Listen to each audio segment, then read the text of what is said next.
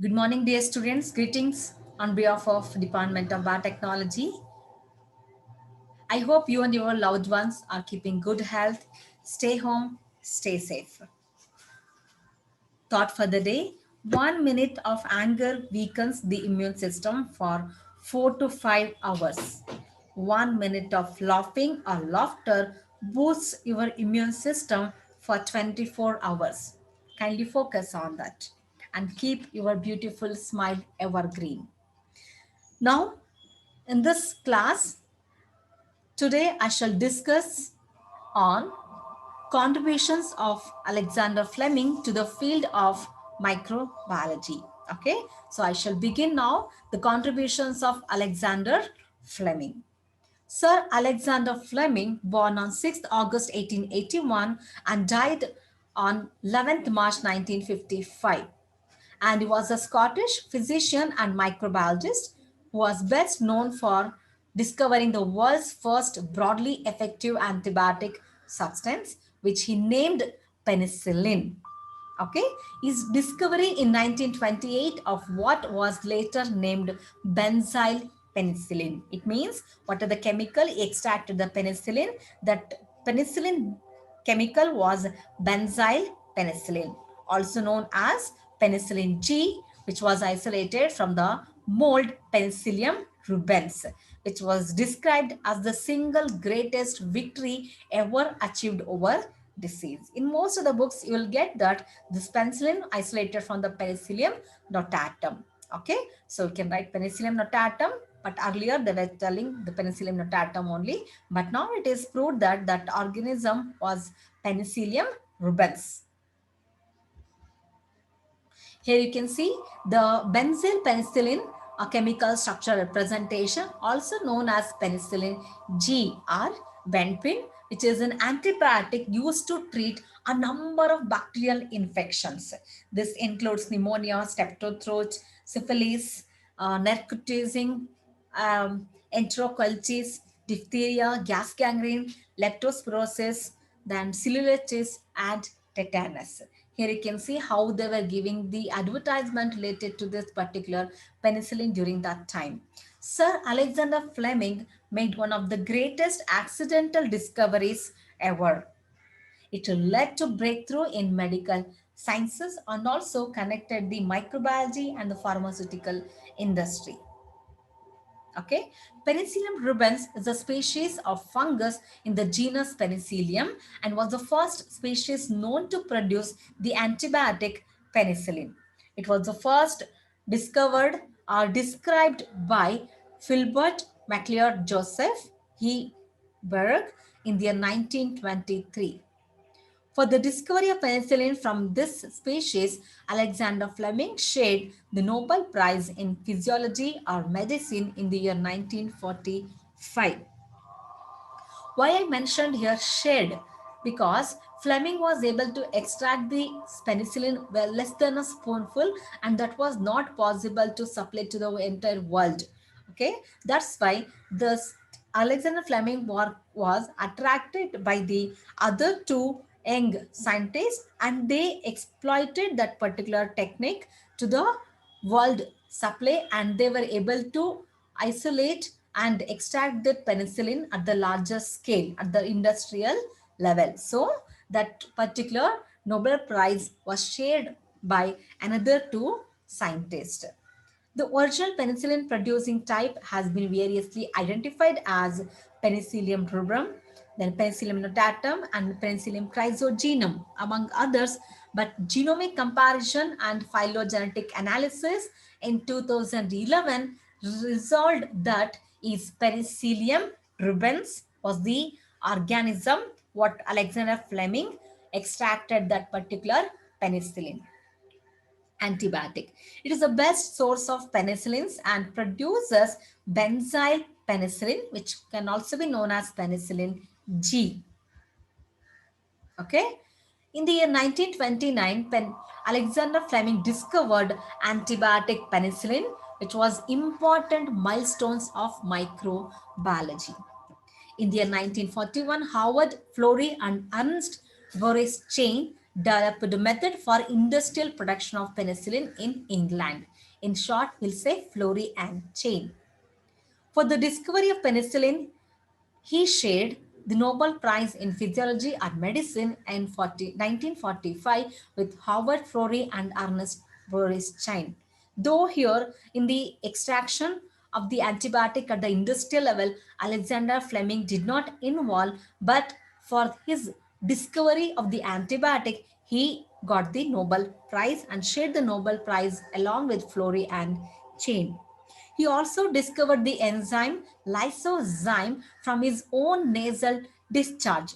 He has put the nasal discharge in the antibiotic culture plate, okay, in the antimicrobial, when he was working with the antimicrobial organisms, that time he put his own nasal discharge to the plate and he was able to found that particular activity of the lysozyme, which is one of the antibacterial agent. Okay, let me repeat here. He also discovered the enzyme lysozyme from his own nasal discharge in the year 1922, and along with it, a bacterium named Micrococcus lysodictis, later renamed this as Micrococcus luteus. Okay, so what is this lysozyme? What he discovered? Lysozyme is a naturally occurring enzyme found in bodily secretions such as tears, saliva, and milk. Wherever the secretion, even the nasal secretions, you'll be able to find. It functions as an antimicrobial agent by cleaving the peptoglycan component of bacterial cell walls, which leads to the cell death. It means this lysozyme which are present in our body secretion was first noticed by Alexander Fleming. Okay. Fleming was knighted for his scientific achievements in the year 1944. What do you mean by knighted? Knighted means a man given a rank of honor by a British king or maybe a queen because of his or maybe her special achievements, and who has the right to be called sir. If any lady who has some showed any kind of special achievements, to honor them, usually they call Madam Curie, like that. Whereas like this, here Alexander Fleming, for his special achievements, he was honored as Sir. So he was called Sir Alexander Fleming. In the year 1999, he was named in Time magazine's list of the 100 most important people of the 20th century.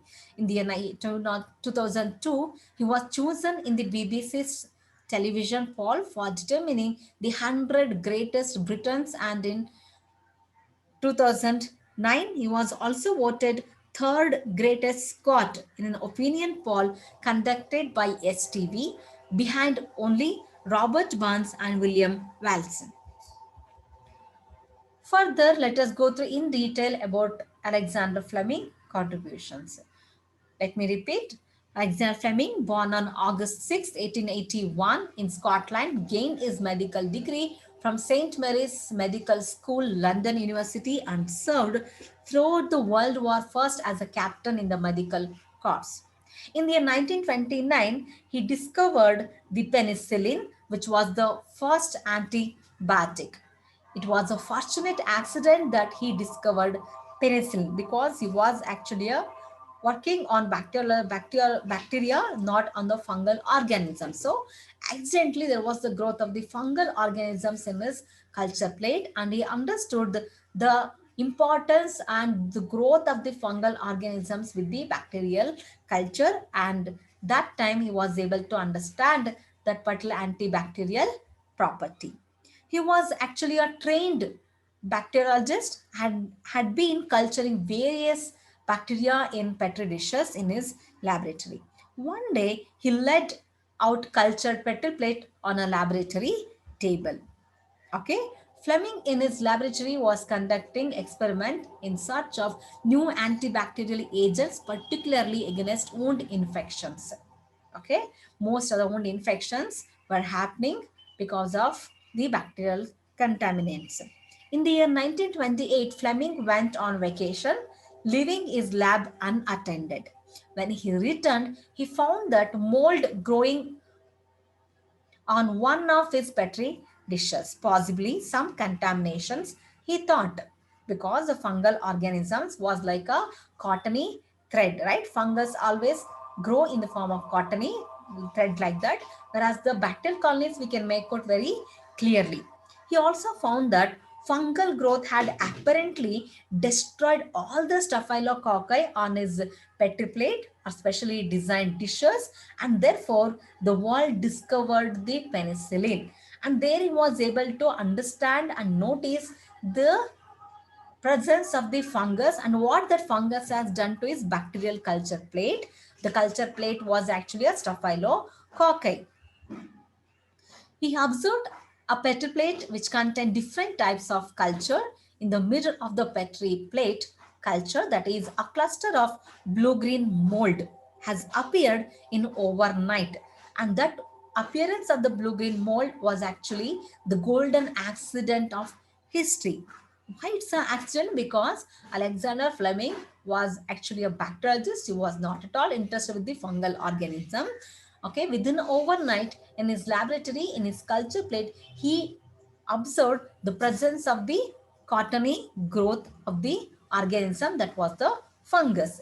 Fleming was not at all interested in the appearance of the mold. Mold means there is a fungus in the culture plate. But he was very much curious about what it had done to this bacterial culture. He was thinking that one, because wherever the fungus was there, there totally the clear zone. It means there was no any growth of the microorganisms. So there the plate was like this, totally a clear zone, and there was no growth of the bacteria. Earlier, the entire culture plate, there was the growth of the microorganism. When he kept open and went, and when he is back next day, that time he observed the presence of this kind of fungus growth, and wherever the fungus growth was there, there was totally free of the any kind of bacterial colonies.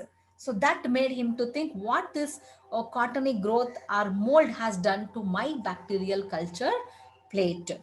Okay, here you can see, just imagine this as the fungal organism which was grown in the center of the culture plate, and wherever the growth of the fungus was there, totally there was a clear zone. Clear zone means there was no any growth of the bacteria. So this kind of clear zone is known as zone of inhibition. Okay, this is the zone of inhibition.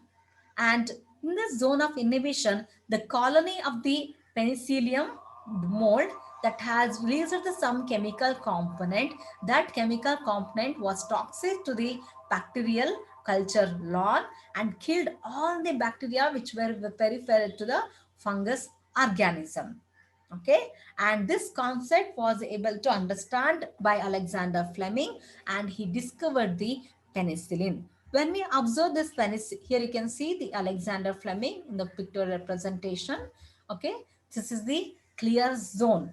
When this antibiotic which releases the chemical component which is toxic to the growth of the organism, then you can see such type of clear zone. Okay, that organisms will be totally killed by the antibiotics. Okay, hope you're able to understand here. So in his culture plate, he observed that bacterial culture had an appearance surrounding the mold, that is a clear transparent ring. Okay, like a hole, while other parts of the culture had the musky or colony appearance that confirmed the millions of bacteria in a plate.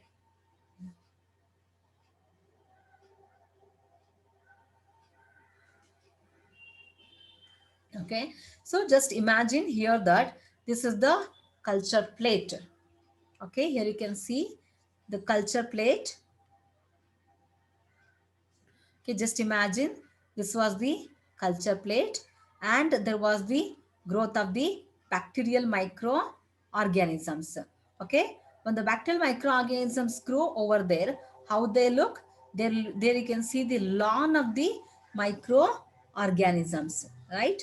Just imagine there was a totally a lawn of the microorganisms. On the lawn of the microorganism, there was the growth of the bacterial organisms. Okay, in this particular culture plate, let me take yellow color. Okay, just imagine this was the bacterial culture, totally the bacterial culture. And the lawn of the microorganisms means evenly the growth of the microorganisms will be there. So this was the growth of the microorganisms there. Okay.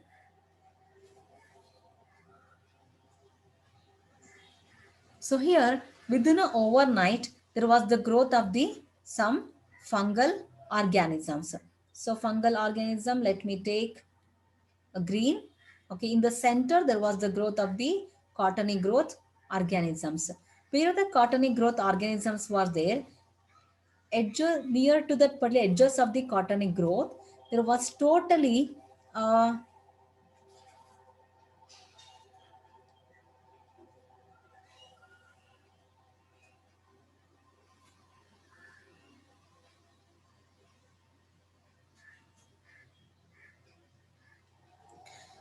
okay, there was totally a absence or growth of the microorganisms. Wherever the fungal mold was there, no, there was totally a disappearance of the microorganisms.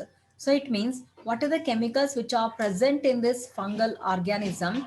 That fungus has released some chemical component which killed all the bacterial organisms. Okay, so and made the clear zone. So this was the totally clear zone, and there was no any growth of the bacterial, as if that was looking like a bacterial hole. Okay, so here there was no any growth of the microorganisms in this particular case. Here there is no any growth of the organism, totally near this particular mode, totally growth of the absence of the bacteria were observed. So the area around the edges, okay, here the area around the edges of the mold was clear. That is the growth of the staphylococcus cells near the mold in that particular area was killed by the mold. Okay, that is the germ life had been clearly wiped, okay, by the fungal organisms release chemical component. It means Fleming concluded that the something that is extruded by the fungus, by the intruding fungus, proved deadly to the staphylococcus cells. The intruding mold, that is penicillium, was then identified as common blue-green mold penicillium. Okay, so this is about the antibiotic penicillium. So here you can see the Alexander Fleming penicillium, when that was observed under the microscope, that was given the appearance like broomstick. Okay. In the year 1928, Fleming observed that the growth of the bacterium Staphylococcus aureus, which was gram-positive bacteria, was inhibited in the areas surrounding the colony of a mold that had contaminated a petri plate. The mold was identified as Penicillium species, and its active compound was named penicillin. Okay. Further, Alexander Fleming, who also worked on so many other cases other than antibiotic, sometimes some of them may ask you, what is this antibiotic? You can say as antibiotic is a type of antimicrobial substance active against bacteria. Okay, it is the most important type of antibacterial agent for fighting bacterial infections. And antibiotic medications are widely used in the treatment and prevention of such infections. They may either kill or inhibit the growth of the bacteria. Here you can see the Barcelona or Sir Alexander Fleming sculpture can be seen. Okay, and here you can see the Alexander Fleming postage stamp commemorating Fleming penicillin product. Sir Alexander Fleming, you can see in the center, receiving the Nobel Prize from King Gustav V of Sweden in the year 1945. Here you can see the Nobel Prize was shared by Alexander Fleming, Howard Walter, Florey, and Ernest Boris Chain in the year 1945 in physiology or medicine. Here you can see the display of Fleming's awards, including his Nobel Prize, also shows a sample of penicillin and an example of an early apparatus for preparing it. Here you can see Alexander Fleming's penicillin specimen, which was kept in the museum. And this was written in the graveyard of Alexander Fleming. Remember before God, Sir Alexander Fleming, FRS, discoverer of penicillin, whose ashes rest beneath this plaque, who born on 6th August 1881 and died 11th March 1955. So this is all about our Sir Alexander Fleming contributions to the field of microbiology. Thank you everyone for watching this video.